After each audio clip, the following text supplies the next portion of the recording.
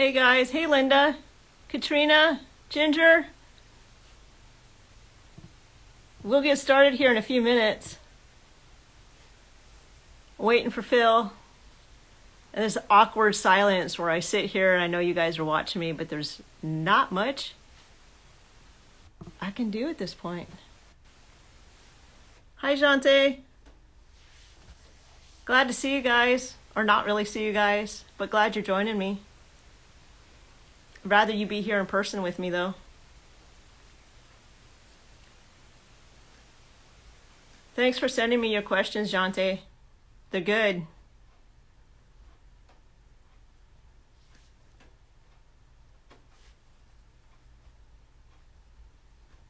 We'll get started here in a few minutes. If you guys have any other questions you want to send in while we're waiting, you can send other questions in. Otherwise, I'm waiting on Phil. Hey there, Bev. Hey, Rhonda.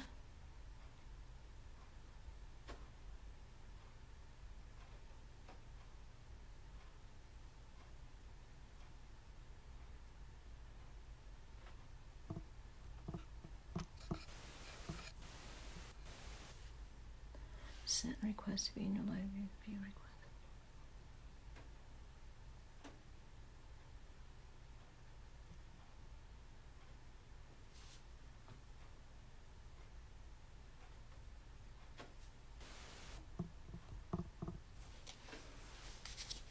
We're going to get started here in a few minutes as I'm waiting for Phil to join in. This evening, we're going to be talking a little bit about diving in or drawing back.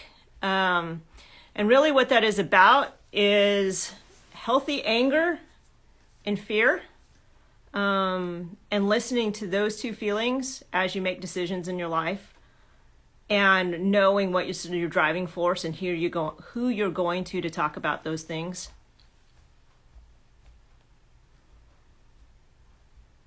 If you guys have ever done an Instagram live, you know how awkward it is to sit in a room and talk to a camera with nobody responding.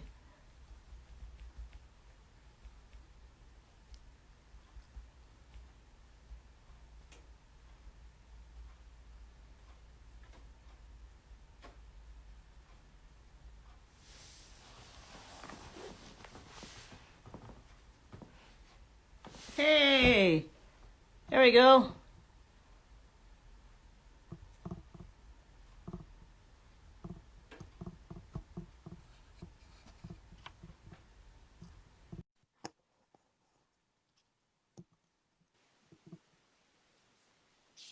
Lighting terrible. Ta-da! Look at this. You put you in the dark, man. Oh, is that lighting terrible? That's all right. It's Okay, not. I can find.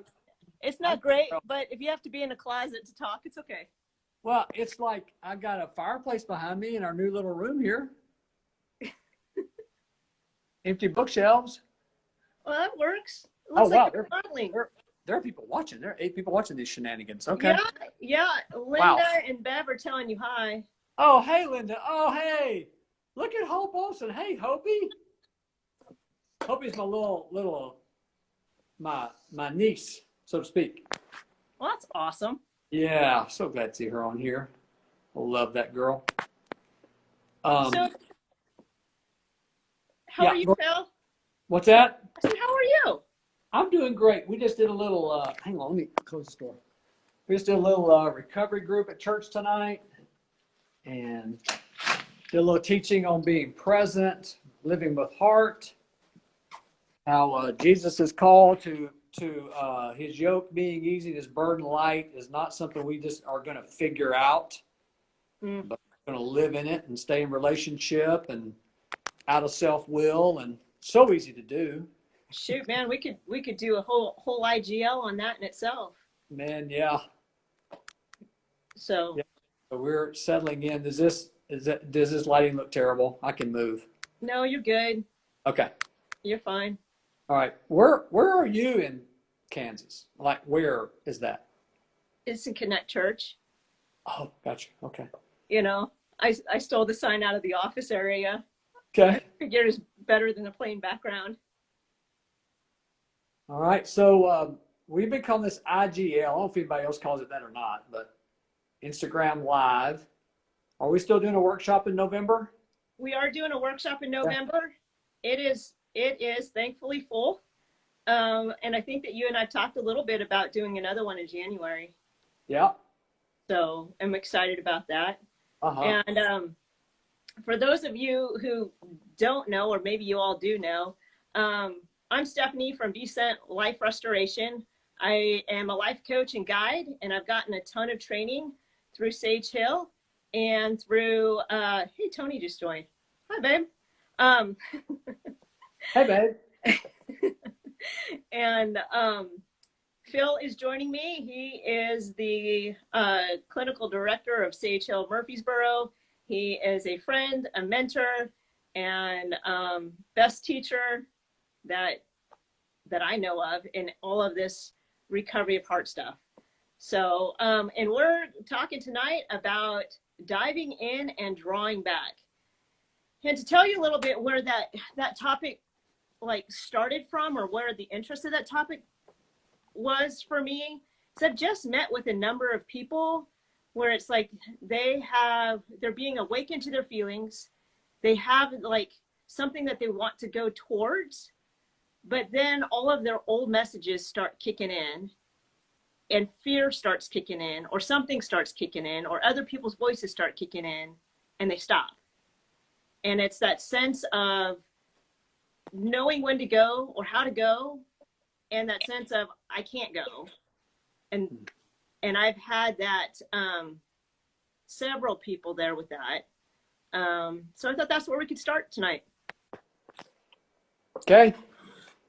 This light's just wearing me out. Sorry. Okay. So much not any better. Okay. So do you want to do questions? So that's a huge subject, like how to get in relationship, how to be appropriately in, and how to speak from heart, how to be truthful. That's a lot of stuff on the table already. Yeah, well, and I know, like, I was sending some questions initially, and one of them that I had interest in was, ways to know if you are running to something or trying to run from yourself. That's very appropriate for me. I made a huge decision, or actually acted on a huge decision yesterday in my own life. And there's a story associated with it. Years and years ago, a mentor of mine was talking about a church he was aware of. And he said, the sin of this church is when they moved, they were moving away. Their neighborhood changed in a way they didn't want it to change. So they just fled the neighborhood. They weren't going anywhere on mission. They just fled where they were. And he said, I believe that has been a spiritual stronghold for them since that day. I think it's so important. Like we talk about anger a little bit of a different way around here, anger having to do with passion, being angry for something.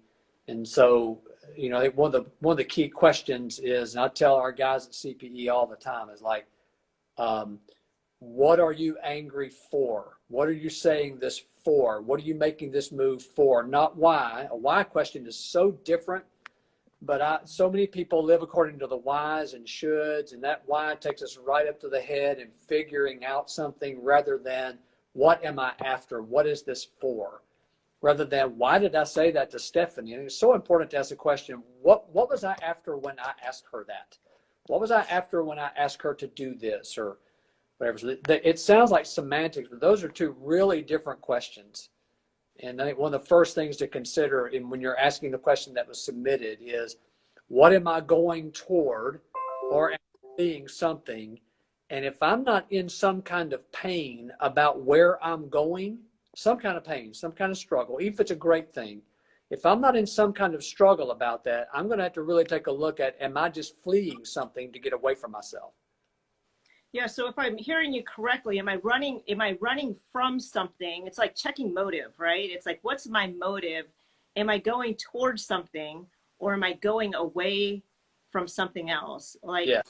I think that you and I've talked about, it's like until until you have a no, your yes can't be trusted. And it's like, what am I saying no to?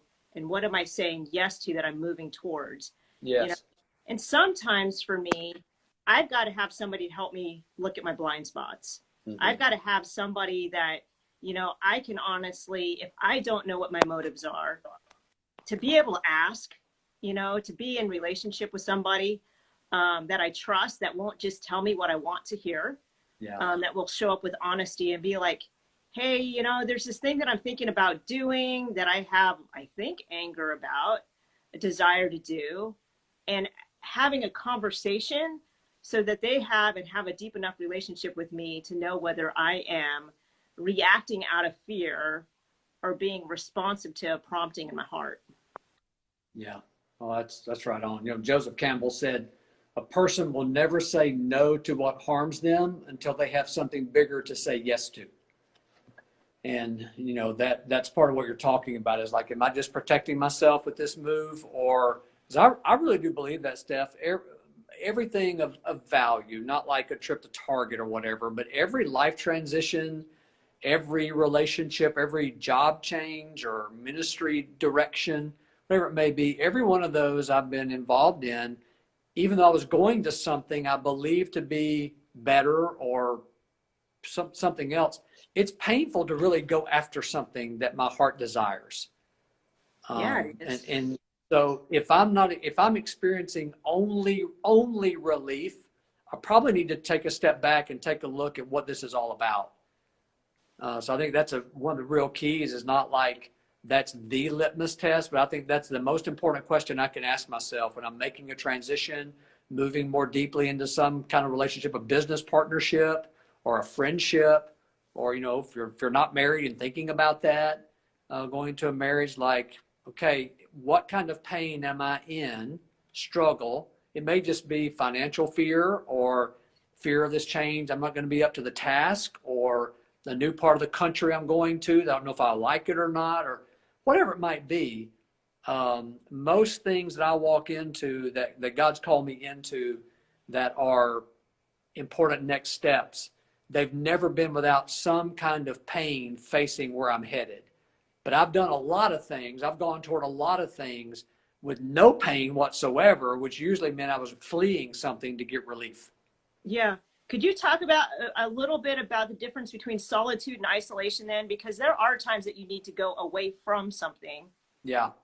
to have, that's not just driven by pain. It's like move away from something so that you can, or do some search to do, so that I can do some searching to know what I'm going towards. But sometimes I've got to move far enough away from something, to try and get some clarity. Yeah. There's a real key, and there's this same kind of pattern. So we'll take those two words first, the word isolation, the word solitude. Here's how you know. Solitude is when I am by myself in my own space and I am closer to my feelings than I was before I got there. I'm in a quiet place. I'm aware of my lament. I'm aware of my loneliness or my anger, my whatever. Isolation is where I go to get away from my feelings. So solitude takes me closer to them, where me and God do business about things. Isolation is where I go to get away from all of that. And so that's one of the key tests is when I go to do this thing, take a hike in the woods or go for a retreat, whatever. If I'm going to get away from something, going to get away from feelings, to feel more powerful, to just get relief, then I'm in isolation. And I can be in an isolation room full of people too. But solitude is where I go, and I go knowing kind of the same premise of while I go. Solitude can often be a painful experience. I had that a week ago this weekend. I went for the purpose. I had a big decision that was coming my way. You know all about that, Steph. And I just went by myself. If I had stayed home, I would have most likely cruised the internet, looked for blogs, crossword puzzles, made myself busy. I wasn't going to do anything immoral or patently sinful. I was just going to distract myself and be in isolation at my own house because I was unwilling to have those feelings. Went to the woods all by myself and experienced this. It was scary, and all the what ifs started piling in on me as I was by myself physically on the trail. But it was solitude. I was really, really aware of all these feelings I was having, how afraid I was, how angry I was that this is so hard, how lonely I felt thinking about maybe being lonely, doing this next thing in my life. And so that solitude was really painful, super incredible. It was fantastic. I mean, I'm so glad I did. It was beautiful. Heard from God. I cried. I walked. I exercised. I laughed. It was painful. Had pain in it. And if I'd stayed home, I would have been with my wife at home, and I'd have been in isolation, most likely. Yeah. Found something to distract myself, to get myself away from feelings. That's the difference between those two things. Yeah, and when you went for solitude, you gained clarity versus if you had stayed at home, you would have isolated. You would have been lonely. Sheila would have been lonely. Yeah. And more destruction ends up happening in the long run. Exactly right. So sometimes solitude is very necessary. So let's back up a little bit. And this sounds like kind of a basic place to start, but I want to make sure that everybody's on the same page. Why do we start with, or what's the reason that we start with feelings? It's a simple illustration. If you look in Scripture, Genesis 1 and 2, everything's going pretty well. No grief, no lament, no anger about injustice, no loneliness. Like, God noticed Adam was lonely and said, you need somebody with you. So great. The last chapter or two of Revelation, same deal. It's going to be restored. Every single page in between those two, horror. I mean, warfare, division, hatred, vice, rape, pillaging, murder. I mean, horrible stuff goes on. And God's given us a language to express these internal experiences I have living in such a place like this. And feelings are extremely vulnerable. So the call of the gospel is to live in this needy place with God, to be needy before Him. And nothing drives a man or woman, boy or girl, to their knees in neediness more than having these feelings in big volume. I mean, you can take the biggest, toughest guys in the world, and we've treated them CPE, and the great equalizer among high-functioning men, in our case CPE, those 8 words on that laminated piece of paper that's on every floor in our building. That's where guys sit down, and those are the 8 words that are the commonality of all of them in the room. And so those feelings are the thing that open the door to how needy we are as needy creatures. And so we start with feelings because we are limbic creatures. I didn't drink alcohol to change my thoughts. I drank alcohol to medicate how scared I was, how full of shame I was, how lonely I was, how guilty I felt, how much shame I walked around in. And so sex addiction, gambling addiction, work addiction, rageaholicism, those things are designed, they medicate feelings, not thoughts and opinions. So it's not that we don't have thoughts, that human beings are not led by thinking. There's a lot of crazy stuff that goes on, and great stuff. People running off and getting married, people selling off businesses at 65 years old because they're tired of what like those are feeling oriented things. Like my heart pulls out of my chest, and I'm as Blaise Pascal said, the heart has reason knows not of. And so we as Christians, we live very illogically, following a God we can't see, dying to live, giving to receive, being last to be first. I mean, it's upside down logically. Absolutely it is. And so then it's like in the beginning of things, like we're trying to make a decision, something's coming at you in life, and it's like, hey, how do I move forward? We've talked a little bit of anger. We've talked a little bit about fear. What happens if we don't pay attention to anger and fear? Yeah. Well, lots of things we're very familiar with. If a person does not pay attention to fear, which is, I've heard so many sermons where pastors have said, do not fear, do not fear, do not fear. And what they're asking for people to live with an absence of wisdom, because it's healthy fear that helps us be wise, to navigate the world wisely because it's a dangerous place. And so that word in the New Testament, when you see Jesus saying, I just taught about it 15 minutes ago. When you see Jesus saying, do not fear, it's the word phobos, which is often used to mean phobia.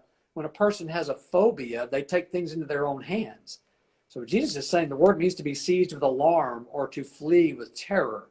So Jesus is saying in those places in the New Testament, hey, don't be seized with alarm. Don't be captured with alarm and flee in terror. Don't run away from my presence when you're afraid to take it into your own hands. That's called anxiety. And when we don't deal with our fear truthfully, if we don't name it, if we don't express it, if we don't identify it, if we don't explore it, where's this coming from, we'll end up trying to do something with it, and it'll turn into this condition called anxiety, where my body will start taking over, and my body sweats, my pulse rate goes up, my breathing can get shallow, my chest gets heavy, my body takes over in this fear to react to what my heart is designed to do. And if I let that go long enough, this condition called rage occurs, where I lash out at people because I'm so terrified of being seen as human. Yeah. So if I deal with fear, it hardens into anxiety, where I take over obsession, manipulation, preoccupation, forecasting what's going to happen. I've heard, you've heard it said, asking what's going to happen and answering the question all over and over again. Future tripping. Yes, vision, future casting, all that stuff. So that's what anxiety does. And eventually anxiety runs out of steam and rage takes over, and I start lashing out, biting comments, sarcasm, getting big. Classic examples of kicking over furniture, screaming, cussing, and all the big scary things. Those are all terrified people doing that. They're raging. They're terrified of being seen as vulnerable. Yeah, and rage can be super quiet too. Oh. Rage can be silent treatment. I'm smiling because I do that sometimes. Silent treatment, hanging up the phone, leaving people in question, not giving clarity, just like holding on to power. Yeah. And not being honest. The freeze out. That's absolutely right. Yeah. So and what happens if we don't pay attention to anger? Yeah, anger is what I was talking about a while ago.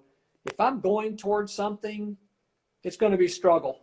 I got to be angry for it. I want whatever change I'm after. Anger takes me to it. And so if I don't deal with that, if I don't deal with the struggle of wanting, because really if you boil it down, and Chip says this beautifully in Voice of the Heart, I'm paraphrasing how he says it, but if I don't pay attention, anger is the feeling that lets me know that I care and what I care about. When I get angry about something or angry for something, I'm saying I care about this, and I'm going to get up, sometimes literally, physically, I'm going to get up and move towards something that I'm after. If I don't deal with that, if I don't get up and move what I'm after, if I don't deal with the pain of wanting, then it will harden, much like fear and anxiety. It will harden into depression, like depressing of my wanting life. And depressed people are very powerful people. Struggle is not powerful. Struggle reminds me of powerlessness. Depression is extremely powerful because I'm depressing caring. And if I'm depressed, you can't make me care, Steph. You can encourage me, love me, convince me, tell me how this or that I am, and I ain't budging because I got all the power in that relationship. And so depression says anger is very vulnerable. When I'm after something, I'm in pain for it, I want it, and I'm moving toward it, and I might not get it.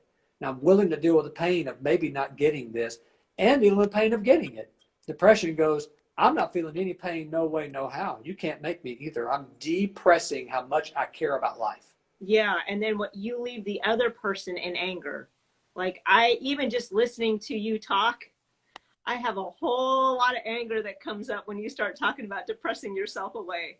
Yes. Like, it's almost too familiar.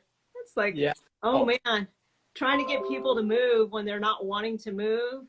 And there is so much power in staying in the impairments. There's so much power in staying in depression. And there's so much power in staying in anxiety and rage. But there's not true life there. Like there's no vulnerability there. There's no and nobody can access people there either. No. Yeah. That's right. That's a great point, Steph, because anger is the thing that grants us the recognition of vulnerability to be reached. I can be reached when I'm truly angry, truly angry. A lot of times people will confuse anger and rage. They'll say he has an anger problem, she has an anger problem. They don't have an anger problem, they're raging. And they have a terror problem. They need to deal with their terror of being seen as human. Yeah. But a really angry person who's really after something, that's a person willing to hurt. That's a person willing to lay it out for what they're after. Angry people are easily wounded. Like, I'm out there, I'm in, you can make fun of me, you can discourage me, you can humiliate me, you can talk me out of this. I'm going, I'm in. Anger is very vulnerable. To want something so badly, I'm willing to deal with the pain of going after it, knowing I may not get it. So what happens if you find yourself, like if you're suggesting to the people that are watching this, like if they find themselves in what they would consider depression or like push down or shutting down, what's your suggestion? Love that question. This is a suggestion I make to a guy named Phil. When I get, the clinical term is dysthymia. When I get into a low grade depression, when I get into dysthymia, smiling depression, I ask myself this question: what am I afraid of happening to me if I care about something again? Say that one more time. What am I afraid will happen to me if I let myself care again? If I get up and get out again, what am I afraid will happen? Because anxiety and depression, it's so common. You've heard it in your work. I've heard it probably millions of times in 30 years clinical work. People will say, I'm anxious, anxious, anxious, and I'm really, really depressed. Do you think I'm bipolar? And sometimes people are. Most of the time I go, no, I think you're really, really depressed and really, really anxious. Because there's an old joke. It's not funny. It's just a way of remembering things. Like, depression sends people to bed and anxiety gets them up. Yeah. And so often those two things are linked, because I depress caring and I feel fear about caring again, or what's going to happen to me in my not caring. Someone's going to tend. And so I've asked my question a lot. I've asked a lot of people that question. What are you? Okay, I hear you. Like, I know you're depressed. You're dysthymic. You have a low grade temperature. You're just not going to go all the way in the water. You stay safe in your dysthymia, in your low grade fever of depression. So what is the scariest thing to you about caring about your life? What's the scariest thing to you about caring about this, about that, about him, about her? What's the scariest thing? Let's just go ahead and get a 2-for-1, kind of a BOGO. If I'm in depression, working with someone in depression, let's just buy one, get one. Let's talk about your anxiety too, because part of what keeps you in that bed is your fear of what happens to you when you care again. Yeah. And so be able to access that, get a 2-for-1. Yeah, it's so good, because as soon as you start talking about that, then the other feelings are going to start coming up too. Anger's a gatekeeper. Anger says, you go through me to get to the others. You got to care to feel. Yes. So once you care, once you're angry to struggle, then I'll let lonely through the gate, and guilt and shame and gladness, and but if I am depressed, and people will say words like blah, gray, no good, that kind of thing. Just don't see any future. I don't know. Just all kind of turns to black. They're describing how scared they are. They're describing what's going to happen to me if I walk on out into here and it stays gray. That's the biggest fear. Nothing's going to change. Yeah. So one of the other questions that came up is like, how do you weather changes that you don't have any control over? I just don't go there. That's ridiculous. No, I'm kidding. I wish. I'm not saying this because you're here, but you get yourself a Stephanie and you talk to Stephanie.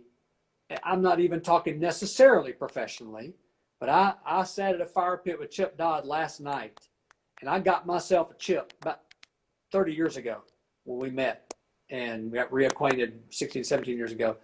But I had a Chip, and I sat at his fire pit last night right across town here, And man, I just downloaded the journey I had made to get to this decision I had made yesterday, that I had executed yesterday. And when there's something going on I cannot control, first thing I need to do is admit my powerlessness. And we talked about this before, Steph, but it bears repeating. There are three great tools that we humans will limit ourselves to: intellect, where we try to figure out a way to manage it; morality, how to be good enough that God may let me dodge it; or willpower, God, I need to be tough enough to just get myself, singular pronoun, get myself through this. Yeah. And so the answer is, I'm not smart enough, no one is, to get myself through something and manage life. Life's too big for me to manage. I'm not that smart. And I'm never going to be good enough to be able to control what I can't control. And I'm not ever going to be tough enough to just make it happen anyway. So I got to change my pronouns from me, myself, and I to we and us, and start having conversations about how scared I am, and ask those crazy childhood questions. Do you think I did the right thing? Do you think I'm going to be okay? Yeah. I asked those two questions last night. Yeah. Do you think, I think I said, do you think I finally just utterly lost my mind? And he actually said, no, I think you're finally getting a little bit sane. Yes. You know the Yeah. story. Yeah, and I think, some real practical things are like you're weathering the storm, so to speak, of things that are uncontrolled, or the not knowing. Like I know that there's sometimes the people that I'm working with, that there's this waiting period. Like they don't know, like unforeseen circumstances have come about, and they're sitting at the crux of having to make a decision, whether that's changing a job, whether that's getting a divorce, or whether that's, and a lot of what I say is like, hey, stay in today. Is today the day that you're getting a new job? Is today the day that you're getting a divorce? And if that answer is no, then that means for today you're still at this job, and for today you're still in this marriage, or whatever, fill in the blank, or whatever it may be. And I also trust enough, because I've walked this enough to know that when the day comes that you're supposed to leave or make a different decision, that there will be a prompting inside to move forth, or there'll be a prompting inside to take the next step. I mean, I walked that so clearly when I left my job at the dental field. It's like there was a long time that provided me for what I needed, but when there became the day that I was supposed to go, it became clear. Yeah. And it became clear for me when it was time to go. I do. Like, as clear could be. It was time to go. And because there's sometimes that people are like, can't sit in the tension of the not knowing. So they will either thrust themselves into decision and then have to like just deal with life by thrusting themselves into making a decision, or they shut down into depression. And it's like, hey, what do you feel about just waiting? Like, you don't have to know yet. Like, the not knowing is an okay place. And what do you feel about not knowing, and like being able to process that? And that, what you're talking about is such evidence to how we humans, even I say we Christ following humans, can live so much like an addict, and my most important quality becomes relief. Oh, yeah. I want relief more than I want life. I want relief more than I want to stay and do what Stephanie's suggesting. I can just wait in this. And the waiting is so scary. And that gets back to where we started. Like, are you willing to deal with the pain of being in today? Are you angry to sit where you are if it's not time to decide? Because if I don't sit in the waiting, in these feelings, if I don't sit in my neediness and rely on other people, I will end up taking the drink, whatever that looks like, to get relief. Yes. Short term, and I'll end up shaming myself for jumping too quickly. Yeah. That's such a good point, because that is it. I mean, like, there's so many people that can't sit in that waiting or the not knowing. And so the decision gives them that momentary relief before the anxiety kicks back in based upon the decision they weren't really ready to make yet. Having to do with sitting in feelings. And you're familiar with this, Stephanie. CP for years, what we've been doing for years in our process group is a confrontation is one person's internal experience of another person's outsides. Like it could be as simple as when I logged on this thing and I saw your face, I felt glad to see my friend Stephanie. And it could be when you confronted me about workaholism, I felt angry and shame and guilt. Right? My internal experience, right, about your outsides, what you said to me 35 times in a day. I'm not bitter though. I've completely gotten over that. I don't care. I don't care if you're bitter. I'm glad. I got more gladness. It's So, okay.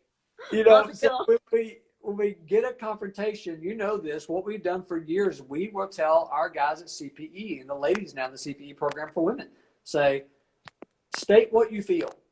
Like Joe confronts me, he's angry with me, he feels hurt, he feels sad about something I did or said. Then my job is to go take 24 hours and just sit quietly and see what comes up in me. I tell my guys, see what comes up in your gut about what you heard Joe confront you about. And then the next day they come back to group and process what all came up. And it's amazing what we humans, this human for sure, it's amazing what we miss when we are unwilling to just sit in the pain of the waiting. Mm-hmm. My fear comes up, my lament comes up. I heard of a lady recently who a friend asked her, hey, why don't you drive from point A to point B and don't turn on your phone and don't turn on your radio or your iPad for your iPod for music, just in silence. And the report was, I thought I was going to jump out the window. And wow. It was like a 13-minute drive. It was here in Murfreesboro, a friend of mine, and it's like so many things creep up on me that are painful. And my experience has been, it's almost always either shame or sadness. It doesn't mean that's for everybody, but my personal experience has been when I'm really quiet and I'm really allowing my heart to speak to me in the silence and waiting for a decision, waiting to make a move, waiting to respond to somebody when they've offered me something or confronted me. It's so scary, and some of this sadness seeps in, and shame and messages, and it's just I'm 58 years old, and I still end up being 7 years old, remembering something or thinking of something. I may not make the connection that it was when I was 7, but I know it's way back there, and the voices still speak. And so that's when I call Chip. I do something to get a we in my life to process these feelings. In my neediness, that feelings open me up to. Yeah. So talk to me a little bit about Phil about I'm reading off the questions. If you guys see me like looking off to the side, it's not because I'm dissociating. It's because I actually have questions over here that I'm looking at, legit. So you're talking a little bit, we're doing this confrontation. You're talking about confrontation, which kind of moves us into this place where it's like, hey, when somebody has a strong defensive reaction to a statement, like, how do you know, like, how do you step in? Do you dive in? Do you draw back? What do you do? Like, I tried to, like, if I tried to share something with somebody and they can't hear my heart behind it, or maybe I was just being a jerk, one of the two. That's a possibility as well. And they become defensive. Like, where do you go from there? That has a whole lot to do with anytime you ask that question, we have to talk about boundaries.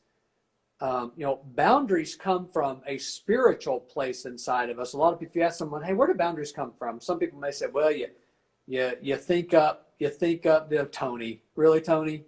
Come home after this. I don't know that I'd do any more typing if I were you. I mean, that's just a word from the wise and experienced. I'm married too. Boundaries, Tony. Boundaries are they come from a spiritual place because baseline spirituality teaches that going the way of Christ, I will not ultimately be harmed. And all faith practices promise that. They say, come this way, you won't be harmed.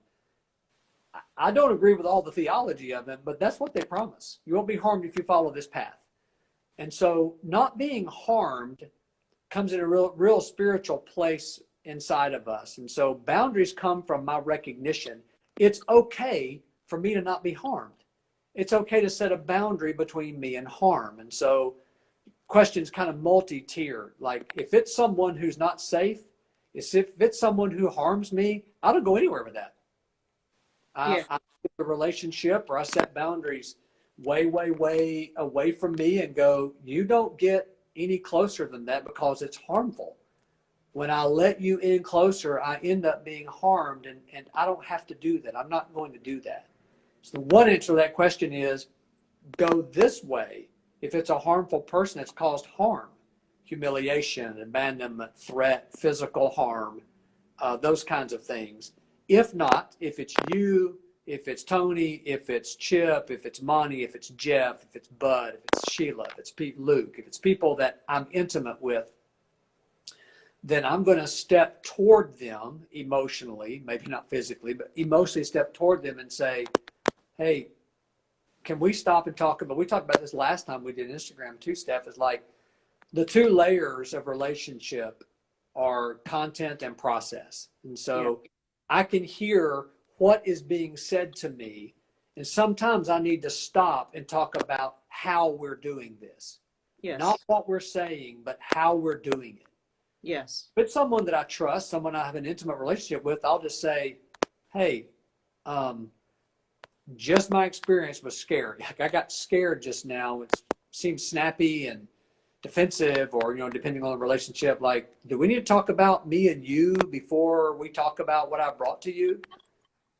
Or like, because there's so much going on. There's a thing called limbic regulation where we human beings regulate one another emotionally and relationally.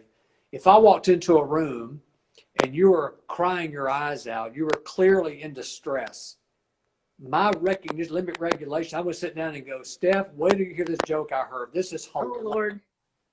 That's right? so painful. Yes, I would not do that, nor would you, because I would look at your face and I would say, my friend Stephanie is crying. And so not to be codependent or rescue you, but I would get closer to you and my face would attend to you. And I wouldn't be going, hey, I would be going, hey, Steph, what's going on? My face would reflect regulating off of you. Yes. And so you're regulating off of me. So we intuitively know, I'm not going to bounce in there when Stephanie's crying and, you like these shoes? I think these are awesome. Like I know not to do that because we're regulating off one another. So part of your question has to do with, as I'm regulating off this person and I'm intimate with them, I say, hey, are we okay? Like your face, tone of voice, like how we're doing this is kind of in my way of what we're talking about. And if it's somebody that you care about and you're still missing each other, do you just like go to your opposite corners? I mean, when do you know, like for real, like do it, like, I mean, in its perfect world, you never get into a dispute with a friend or a marriage or, and we all like, I mean, sometimes I feel like the way that we do, teaching around Sage Hill, or even myself, is like, hey, everybody is like super honest about when they're in impairments, and people are super honest when they're in the truth of things, and like there's direct clarity of when you're over here versus when you're here, and like people admit like when they're being a jerk, and yeah, that's how it works. What's that? That's how it works, right? That's always no. I've been married 31 years. I just usually tell Sheila, get her crap together, and then we'll talk. Works like a charm. Loves it. Yeah, I'm sure. No. But it's like, and especially in the beginning, when people are like, just trying to figure out like what they're feeling. Yeah. And they show up with their feelings, and they may end up with, somebody in their life that like all of a sudden will talk about the joke that happened at work today or whatever, because they're not able to be at a place.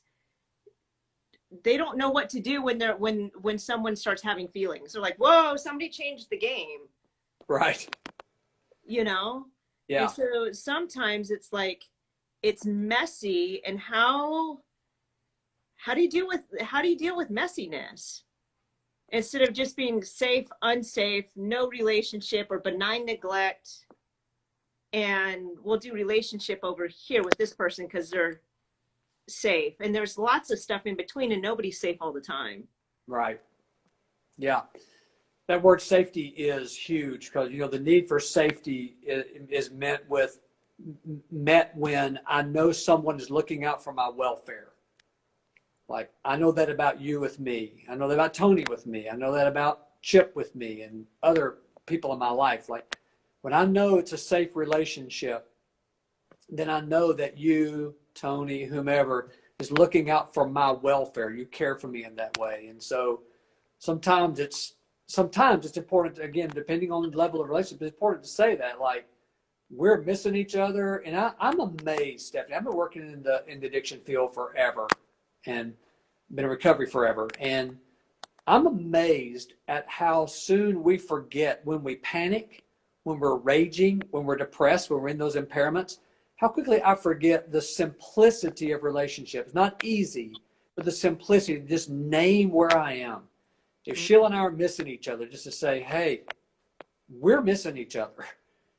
And if I can gather up the struggle, the courage to struggle and say, it may be me, it's probably us, but we're missing each other. So you start. What do you need now in this? Do you need us to talk about how we're doing it? Do you need me to clarify something? Do you need, Sheila's an accountant. And so she has this crazy idea. I use a lot of words. I don't know. So she told me early in our marriage, she's like, Phil, sometimes you overwhelm me with words. And what she was making up about me was, you overpower me, you dominate me, you always think I'm wrong, you give me no room whatsoever. And I said to her, well, sometimes I experience, you go away from me, you leave. And the story I was making up was, she doesn't like me. She thinks I'm just a buffoon, have nothing to say. She thinks I'm stupid. She's closed off to anything I say. Neither of those were true. Neither of those things were true. So when we started slowing down and just checking in like that, like, hey, this is off the rails. So you tell me what you need right now, either how we're doing it or what we've said. Yeah. That can be a very powerful, very simple thing to say. Let's just name what the problem is. Yes. And you name what you're experiencing. Like, the correct answer is not, I know the problem. Oh, come on now. A friend told me that doesn't work either. I don't know. I've never done that. But, but like, and it's very scary to give up that kind of power, because it's powerlessness to say, let's stop and let's talk about both what we're saying and how we're doing this. Because we're off the rails in one or both of those places. Yeah. So like, if I remember from the last time you and I did our IGL or Instagram, like, you talked about the fact that more content is not going to help a conversation until you talk about what's going on underneath the surface. Yeah. So it doesn't do any good about who's right, who's wrong, what happened, what series of events took place, and all those things. That none of that does any good until you talk about what's going on underneath the surface. Yeah. Content is important, of course. You got to talk about something. But if I'm not dealing with, and we'll talk about another limbic word. We talk about limbic regulation a while ago. Like, I'll look at your face, you look at mine, and we regulate one another. I'm not going to crack a joke when you're crying, for example. There's another idea called limbic resonance, and it's this idea, and a lot of people, listeners probably already know what it means, just in case some people don't. Like, you ever walk into a room and you can just cut the tension with a knife? No one has said a word. No one maybe has even looked at you. Just walk in and go, "Ooh, it is tense in here." That's limbic resonance. You mentioned silent rage earlier. Limbic resonance. I can rage without saying a word. A set jaw, an arched eyebrow. We just lost our lights here. Let me see here. Okay, we're on. All right. So keep going. Okay, so I thought that handled that pretty smoothly. and get the table back over here. Okay, so limbic resonance is when I can feel the room. And so part of that is, if it's me and Sheila, like I'm picking up what is coming out of her collar, and she's picking up what's coming out of mine. Now, I may misinterpret what it is, because I misinterpreted for years. I thought she was thinking I was dumb and said too much and didn't know what I was talking about, not worth listening to. She wasn't thinking any of that. Yeah. She was overwhelmed with fear. I was saying so much volume, and her accounting brain, she couldn't make sense of it. She couldn't take it in. Yeah. And so her resonance was happening. It was fear. I interpreted it with my thinking brain. I felt the fear and the resonance. I interpreted my thinking was, she thinks I'm stupid, is not listening to me. Yeah. And so that's why it's important to ask the questions. Yes, when we can stop and say, we're off the rails. It's one of two places or both. Something I've said or we said, or how we're doing this. Yeah. And that's where we can train one another, so to speak, to just say, talk to me on either of those two levels, so we can get back on the rails. And sometimes I can. Sometimes she can't do that right now. Right. And she has to leave and go do what math people do, which I don't understand. What math people do to get their heads on, can come back and kind of start talking again. Sure. Yeah, it makes so much sense. And when you talk about limbic resonance, it also reminds me about, how kids read a room when parents aren't getting along, that they know, people that think that that their kids don't know what's going on, but their kids are reading the room. The kids are feeling the room, regardless of whether it's spoken about or not.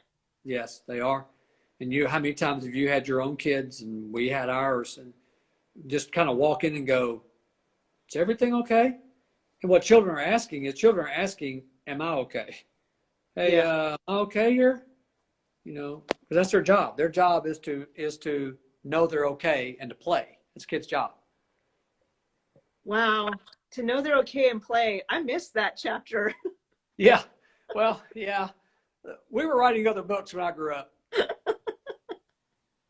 Sorry. I just, something clicked in my mind that I was just like, oh, when did that happen? I'm sorry. For some people, never. So, hey, I'm going to switch gears just a little bit to get these other questions that have been sent in. Where does intuition fall in decision making? Intuition. So intuition is that limbic territory where we feel things, we feel the room, we feel even in the work of therapy, like the professional work of therapy, much of the intuition has to do with, frankly, I'll beat the same drum, asking questions.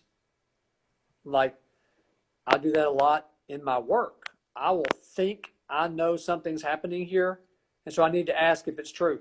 Yes. And so intuition is that very limbic place in us that says, I'm having these feelings inside of me, and maybe I'm angry to know something by how you just arched your eyebrow, or the way you said that, I felt fear.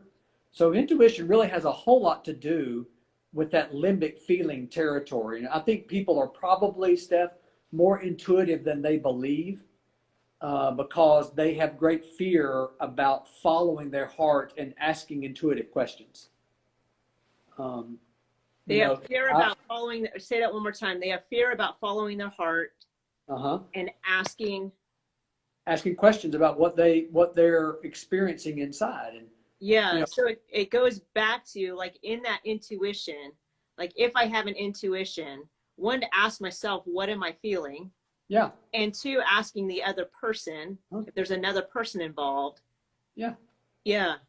Sometimes people will say, "Gosh, Phil, what a great question," and they'll say it kind of like, "Wow, Freud, what a great question." And I think, I was just curious. Like, it just hit me that, wow, I wonder if he, and of course I nod and go, indeed. when that happens, you know? No, I really don't. I do inside, but not really outside. But so I really do. I do believe God has made us to be, I think we've gotten, general statement, so far away from listening to heart. And I know that as I listen to heart, it's open. I've got to be presenting that heart to God. I do understand the heart is not God. The heart is not holy other than God lives in it. But I mean, I'm not saying, hey, follow your heart and, go rob a bank. I'm saying as I listen to my heart, I become more vulnerable, more aware of my neediness, and I can ask questions based on, intuition. I intuit things. I'm not thinking and strategizing and figuring someone out. I'm listening to my heart. And my friend Steph, I see my friend Claire. Hey, Claire. Claire has a question about something, or Claire and I are in a conversation, and she arches an eyebrow, or she looks down a little bit, or she hesitates when she says something. That's not great therapy. That's like, wow, when she did her face like that, it was scary to me. Like, I wonder if she switched gears and thought about something. So I'll say, Claire, like 10 seconds ago, did we trip over something that was painful to you? And Claire may go, wow, he's intuitive. And no, I just saw your face change and I got scared. What's going on? Yeah, which circles back around kind of where we started all of this. Is like so many times when I start talking with people, and it's like they'll start, when I sent you that email a little bit, it's like I reach this place where people are trying to make a decision in their life. And it's like they're on a roll. They have great clarity, like amazing clarity about what they want, a decision that they're making. And all of a sudden they stop and they go, I don't know. Yes. Well, and they just stop. And it's like, no. You had really great clarity and keep going. Like, what happened? Like, what happened that you stopped? Like, what were you feeling when that moment happened? And let's talk about that, because it's either somebody, either somebody else came to mind, or the person that, the voices in your head, that was the community that you grew up in, or whatever those things may be. But what I find a lot of times is people have really great clarity about their own life, but because of different things that happen, they don't trust themselves any longer. No. And so then they stop, and then they, don't know where to go from there. And if I can help, or like people that are listening, if you can go back to a place of like, hey, what are you feeling when that happens? Yeah. And continue on in your sentence. Like, just keep talking and see where that takes you, instead of stopping yourself and second guessing. Steph, I think that's really huge, because, often people will stop. And what happens is, and I see this, and if I had a mirror, I would hold it up to me when I say this, because one of my core wounds in my entire life is I'm in trouble. I said it wrong. I said the wrong thing. It's a dumb idea. No one would ever think that. Who do you think you are? Too big for your britches. You better be quiet and don't be such a smart aleck. I mean, all these messages. And so often, I've worked with hundreds of people who will do what you're describing. And what's happening is they're frozen in old anxiety. Yeah. Like, if I finish this sentence, I'm going to be in trouble. If I say out loud, I really, really, really want this, someone's going to call me down or humiliate me or tell me 10,000 reasons of what's stupid about what I said. And that's amazing. And I'm going to stop you right there, because the video is telling me we have 29 seconds left before it's going to shut us off. Okay. So, with all that being said, when people can continue to go towards what their heart is being drawn to, which is the same as what God is calling you to, and keep taking that healthy anger step in, and paying attention to healthy fear, and live in community with other people that can call you, that can walk with you on your